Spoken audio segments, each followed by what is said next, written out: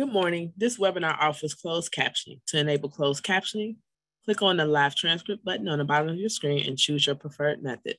Welcome to Chicago Department of Business Affairs and Consumer Protection webinar. Please note any website or email that I mentioned will be posted in the chat. For those seeking business license assistance, you can visit us here at the Small Business Center at City Hall or call 312-74-GO-BIZ. Also, business license can be applied for or renewed online at chicagobusinessdirect.org.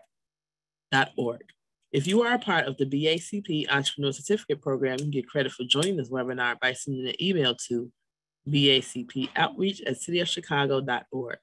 To learn more about this program, please visit chicago.gov/business education. This webinar is being recorded and will be available at youtube.com/Chicago BACP. We'd like to encourage all attendees to ask questions.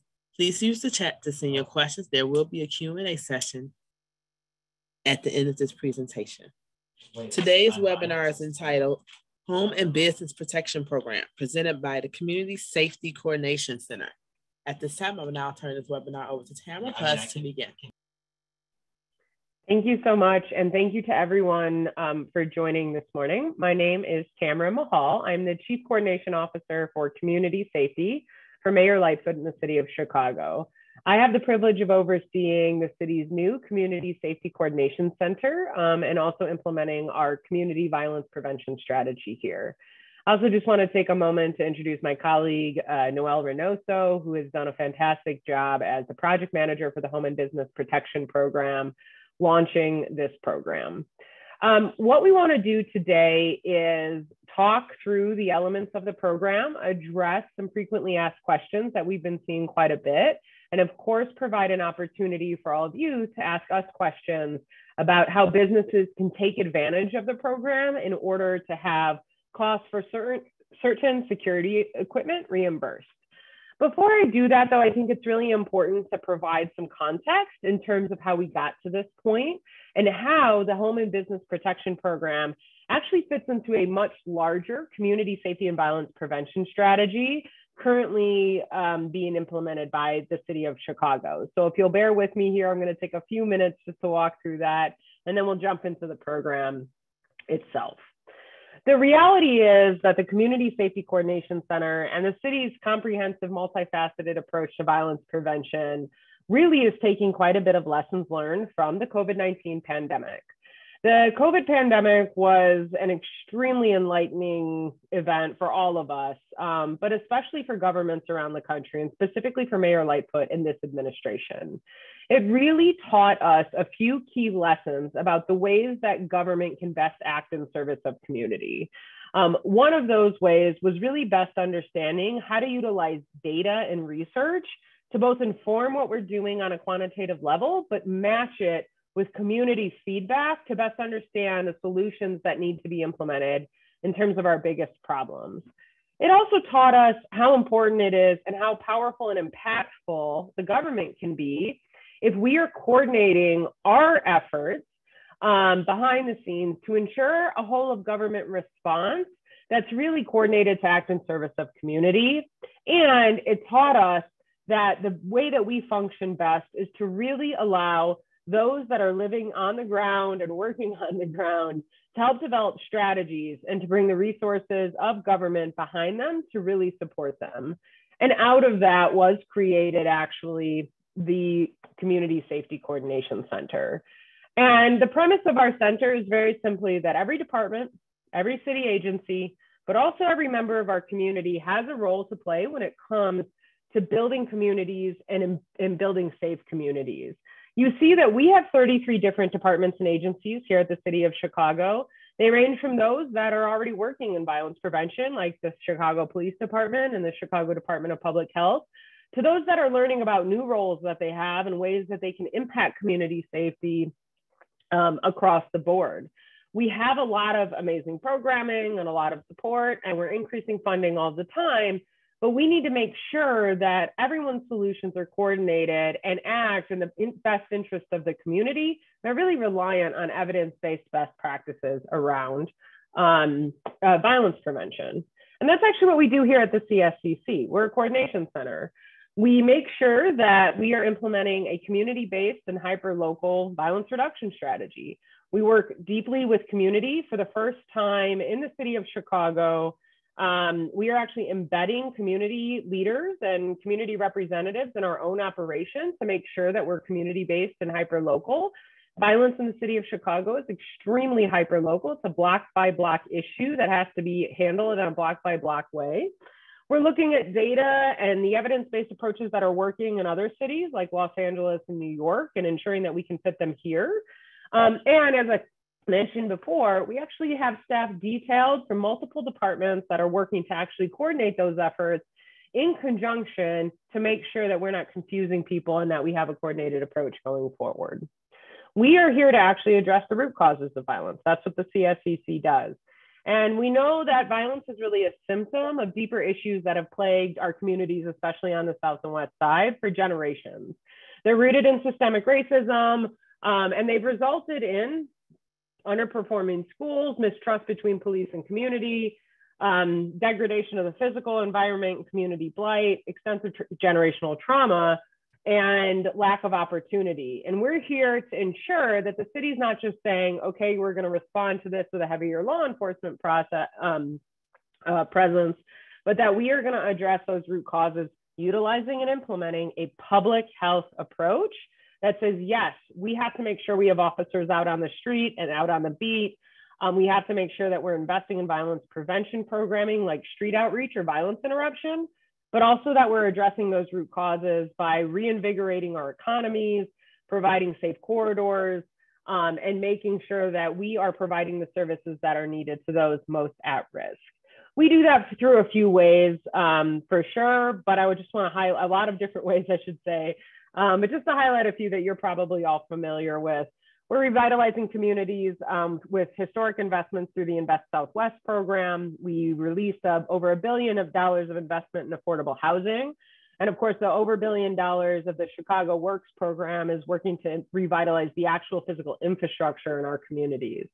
We're also implementing, and under Mayor Lightfoot's leadership, have tremendously increased funding for things like mental health services, street outreach and victim services, and other critical programs that both support youth, but also the adults that we know are driving and are most impacted by violence.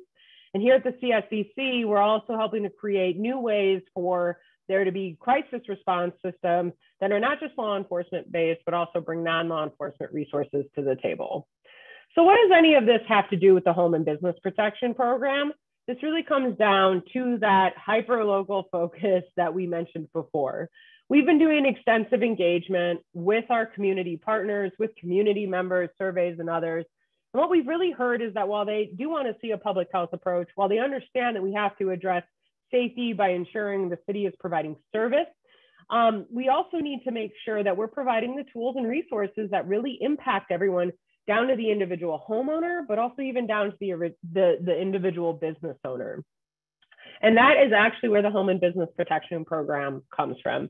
People said things to us like, what would really help me is if you could reimburse me for the cost of a security system. That would make me feel safer. What would help me is if I could help the police while they investigate a crime by providing evidence without having to be someone who provides direct testimony, which for some members of our community can actually put them in a dangerous situation. And so the Home and Business Protection Program was created to ensure that we're empowering our residents and providing the supports that are necessary to address the needs that they said they have and how we could help them most. And so with that, the Home and Business Protection Program was created to really address that community revitalization level in our public health framework and make sure that we're doing everything that we can possibly do to help police solve crimes, but I think most importantly, to ensure that our residents and business owners have the tools to feel safe. So I'm just gonna jump into some of the specific programs here, and feel free to throw questions in the chat as we go. Most likely, I'm gonna wait until the end to answer most of them, just to make sure we can get through a few things. And our hope is that this provides you with the information you need to communicate with your businesses, but certainly we're gonna be around to answer questions as we move forward. So first and foremost, as it currently stands, the Home and Business Protection Program is a rebate program.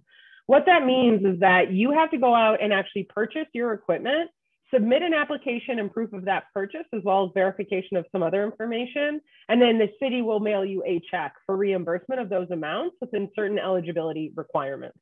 I'm going to just start by saying we are actually currently working on a secondary program that would allow low-income residents and homes to be able to get a voucher instead of having to purchase something ahead of time, knowing that that can be a financial hardship, but have not yet released the details on that. But just want to rest assured for those of you that are homeowners or know others who might want to take advantage of the program, but don't currently have the means to do so, that we will be coming out with that in the coming months. Let me just start by saying this. I already saw this question in the chat. We do get this a lot. You have to either be a Chicago resident or own a business in the city of Chicago. So we do have situations and applicants who do not live inside the city of Chicago, but own a brick and mortar store here in Chicago, and they are welcome to apply for these rebates because we do want to provide protection for our business owners, knowing that they may not live here in the city of Chicago. We do have a program that specifically affects vehicles. You do actually have to own or lease the vehicle, and the vehicle has to be registered here in the city of Chicago too. And we'll get into that here in a second. What do you have to provide? Anything that we're going to talk about here moving forward, you do have to provide your proof of purchase. You do have to provide photos of installed devices, and you do either have to provide your proof of residency or your proof of registration. If you are a business owner, that requirement just says that you have to provide proof that you have a brick or mortar store that is here in the city of Chicago. Now, unfortunately, the program was launched on June 6, 2022, and we are unable to provide rebates for security devices and equipment that were purchased prior to that date. However, we will talk here in a second about adding on equipment to your storefront or your business if that's something that you feel you need to do. So let's just talk about the first aspect of the program. There's three aspects of the program. There's cameras, lights, and GPS trackers. Let's talk about cameras, which is the thing that most people think of when they think of our program. A few things about this. One, this is a program for outdoor security cameras. So we are not reimbursing costs for indoor security cameras.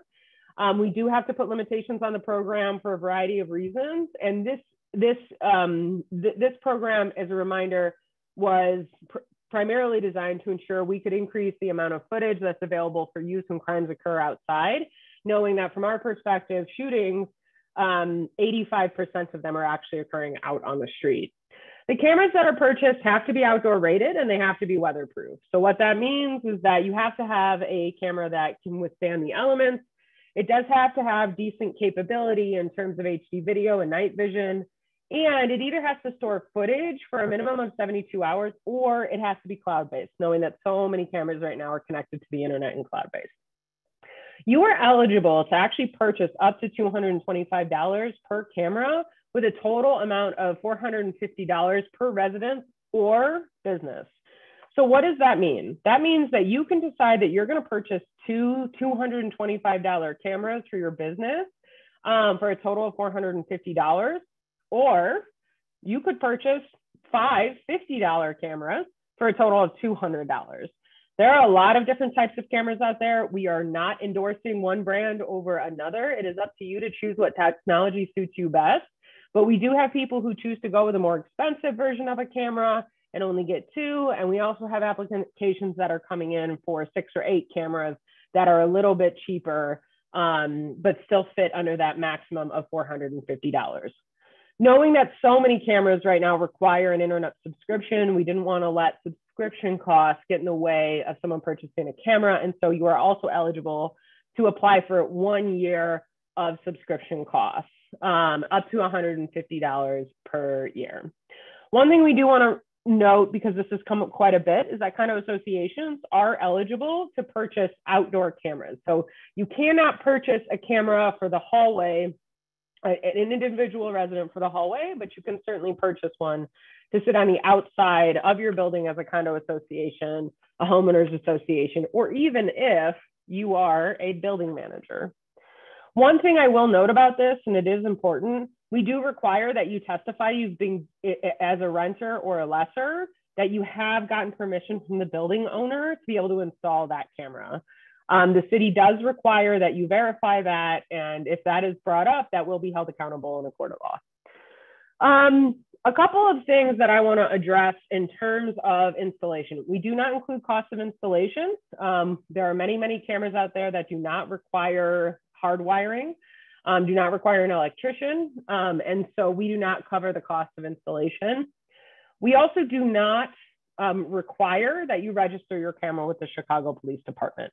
We do that because through deep engagement, we found that there is a level of mistrust between the police department and many of our community members. And we didn't want that to be something that would stop people from getting something that made them feel safer and protected their home or their business. We are, however, strongly recommending that you do this because it does allow the police department to know where your camera's at. And if a crime occurs outside of your business, they'll be able to contact you directly to get information about that.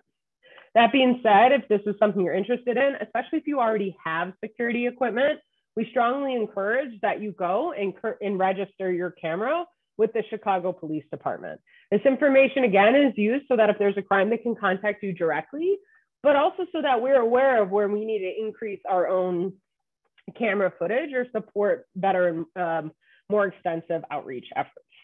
Now, the second aspect of the program is around lighting. We know that lighting is a significant and important factor when it comes to creating safe environments. We also know that lighting can be expensive to purchase and install, and there are a variety of lights out there that do not require hardwiring and still provide sufficient lighting for outdoors. Like cameras, we are supporting the purchase of exterior lights. They do have to be weatherproof and outdoor rated, and we are requiring that they're equipped with motion sensor technology. While we're not supporting the cost of installation, we are supporting the cost of the lights up to $100 per light with a maximum of $200 per residence. Like the cameras, if you choose to purchase a cheaper light, you can buy up to 4. What we found is that people are seeking to apply for rebate for lighting, and where they're primarily actually looking to install them are in their alleyways. Or in their gangways or outside certain entrances where they don't currently have sufficient lighting. Again, unfortunately, we're not including the cost of installation with this. And I will note, we have had a lot of questions about camera and light combinations. Camera and light combinations, just because of the way the application is designed, will qualify as a camera for reimbursement and meet the requirements of a camera, but not the cost of a camera and light included. The final aspect of the program is for vehicular GPS tracking devices. These have successfully been used in the city of Chicago to help very quickly identify where stolen cars are and actually apprehend offenders. The way that these work is that they are, I don't know if any of you have maybe an insurance deal where you get to put a little tracker in your car and it goes up under the hood. They're small devices that anyone can install themselves. And they link to an app that's on your phone through subscription costs. If you purchase this, we will reimburse you up to $50 per device. Maximum of 2 vehicles per registrant address is the limit that we're providing. We know that some homes have multiple cars. And because these do require subscription costs, we are also supporting up to $120 a year of subscription costs. The reason that cost of installation included here is not provided is that there are much more expensive vehicular tracking systems and devices that are much more expensive than this that we do not support. And so we're not able to support the cost of installation here either. And I have to say it because it's one of the #1 questions we get. Apple AirTags do not qualify as vehicular GPS tracking devices. That being said, I'm seeing a lot of activity in the chat, and I think these are great questions. I know Noe's been going through and getting some addressed, but I will just go through and just highlight a few of the questions that are here. One of the questions from Gina Jacobs: are rental property owners eligible for reimbursement? Absolutely, and we encourage you to do this. We actually have a lot of applications coming in from owners who could not previously afford the cost to cover this type of equipment for their rental property. What I would note, and this is very important, You cannot complete the application as a resident. There's a dropdown. You need to complete it as a business. That signifies to us that we do not have to hold you responsible for the residency requirement, because what we are not doing is supporting, we are only supporting primary residents for homeowners. So that's an important distinction. An LLC can absolutely apply as a business. And again, we encourage you to. You will not see a specific designation when you go to the application type. You'll just see business. What is the time frame to receive the reimbursement from the city? Great question. So it currently sits at 90 days. And the only reason for that is that, of course, in the beginning of the program, we're receiving an overwhelming response. We have over 2,000 applications so far. But we do actually anticipate that that time frame will drop significantly to 45 days. In fact, since the launch of the program, we're starting to verify and deny applications. Checks are starting to get sent. So we do not believe that you'll be in that 90-day time frame. We believe that you'll be within that 45-day time frame.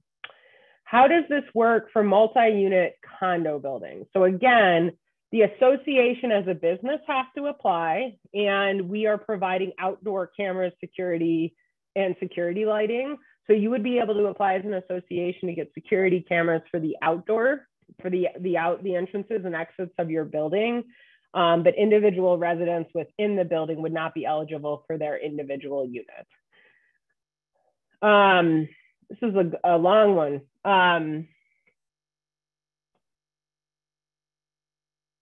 Yeah, so just to verify understanding, question submitted was, just to my understanding, if the subscription is $100 US, we only get the 100 and not the max of 150. So during the application, when we submit, we must submit the total cost and not the max cost. Yes, so we are only reimbursing the amount that is verified on your proof of purchase. Very, very, very few people are hitting the exact amount of $450 or $150 or anywhere there, right? Because it's just not the way money works. We're just letting you know what you're eligible up to. But yes, you will only be reimbursed for the actual proof of purchase. Additionally, in the application, there's an option. Yes. So you are welcome to submit multiple applications. As of today, but this will be changing here shortly, you do have to submit a separate application for the type of device that you are purchasing. So if you are purchasing a camera, that would be one application, a light, that would be one application, GPS tracker. That's actually being changed though, just to provide a more efficient process for our users. But you are welcome to apply for multiple devices. Sorry, Noam, you may have already caught up on these, but I'm going down. We have provided a copy of the presentation slides, and you are welcome to share them with your business owners and others. If you are having, one of the questions that came through was that there was a challenge with someone with the address section. Noe will put the email address for the HBPP program in here. If you're having a challenge with the application, just go ahead and email it. We get back within 24 to 48 hours. And we have had issues where the Google system we used and recognized an address, but then we got it added and we were fine to move forward. So feel free to reach out there if you have specific questions or challenges that you're facing. How long will the program be running? So the program is a first come, first served program based on a certain budgeted amount of funding that we currently have. We anticipate that the program will run for the next 2 years. So there is time to get your applications in. Unfortunately, we cannot guarantee you anything because it is a first come, first served basis. But I will note, and we are using American Rescue Plan funding for this, which we are required to expend the funds by the end of 2024. But I will note that there's a strong inclination from Mayor Lightfoot to go to ordinance to extend the budget for the program. And so you may see some changes there. That being said, we're not currently in a position where if you wanted to wait 3 months to submit an application, we would run out of funding. So please bear that in mind.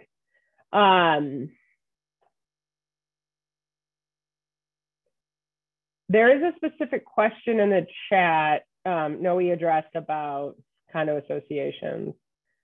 To clarify, private rental owners are eligible and we would use the business option. Yes, that is correct. In terms of proof of purchase, what does that look like? Well, it's either your store-bought receipt, it could be the email confirmation that confirms your proof of purchase amount. You're welcome to print that, issue that as a PDF and upload that into a system. Right now, the application is entirely electronic. So you will have to upload all documents either scanned or saved on your computer up into the system. Does the owner of the building have to purchase the cameras, or can tenants make the purchase? Yes, tenants can make a purchase, but as mentioned before, whether you're a business tenant or whether you're residential, you have to verify and attest that you have received permission from your business owner or from the owner of the property pursuant to the requirements of your lease agreement. We are not yet at the point, how can you apply for a voucher? As mentioned earlier, we're working on that aspect of the program, but we are not quite there yet. Additional announcements will be sent, and BACP will work with them to send information as that new aspect of the program is launched. So if you live in a townhouse and are a business owner, can you apply individually for your LLC business? So please keep in mind that this equipment is being provided for brick and mortar businesses. So if you live in a home and you own a business, but you don't have a storefront, for example, or a business location, you're welcome to apply for your residence to get supported as a residential member. If you live outside of the city, though, and you have an LLC and you operate it out of your home, but you don't have a storefront or a brick and mortar, you are not going to be eligible for the program. Does the city have a preference in camera brands? Absolutely not. We do not recommend or have a preference in camera brands.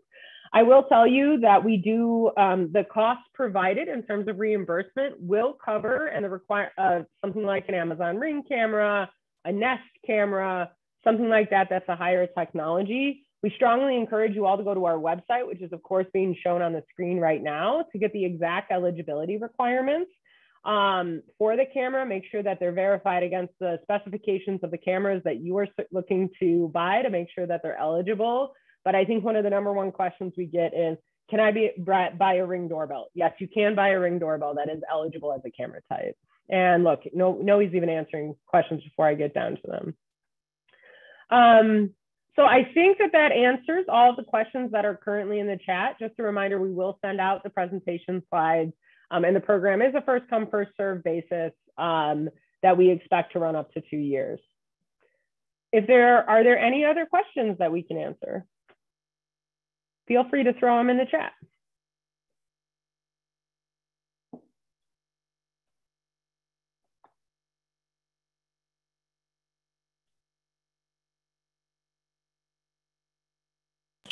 I'm looking in the Q&A box, see if you have some questions in there. Yep, same thing. You will get a copy of the slides. The program's first come, first come, first serve, and we expect it to run up to 2 years. And I think, Stella, that one question is for you on BACP. Yep, I see it. Great.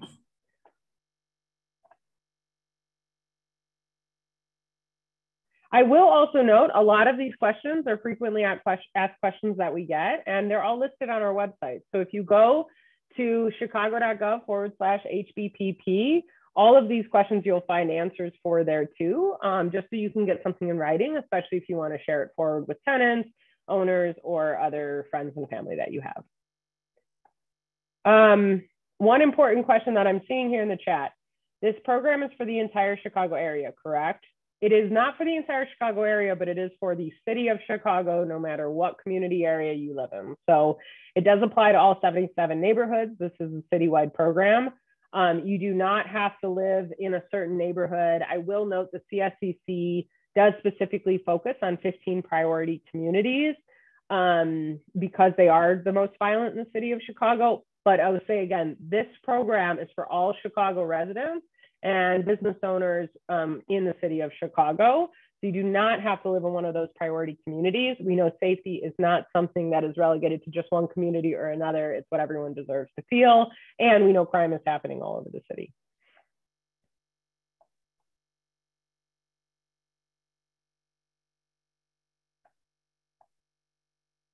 To Ray Garner's question, are repayment options going to preference to specific neighborhoods? My guess is what you're trying to ask there are you going to prioritize applications based on where people live for reimbursement? The answer is no. This is a first come, first serve program.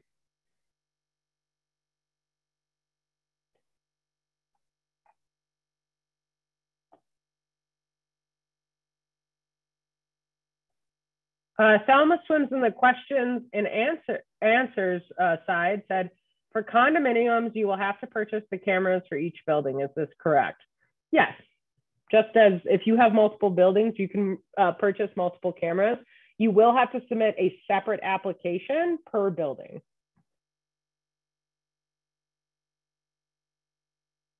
Yes, in the chat, website says maximum 2 cameras for a total of $450.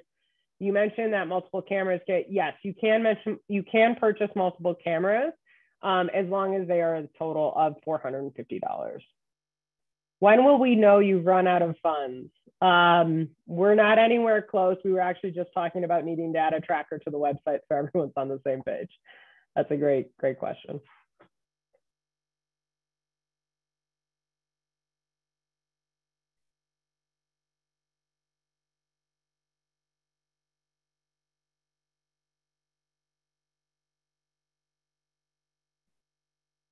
Other questions?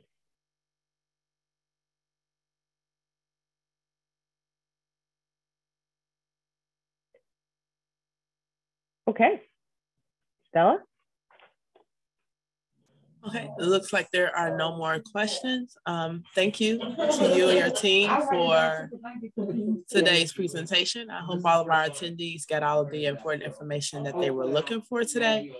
If you are a part of the BACP Entrepreneur Certificate Program, you can get credit for joining this webinar by sending an email to bacpoutreach@cityofchicago.org. To learn more about our upcoming webinars, please visit chicago.gov/business education. Again, this webinar will be posted on our YouTube page.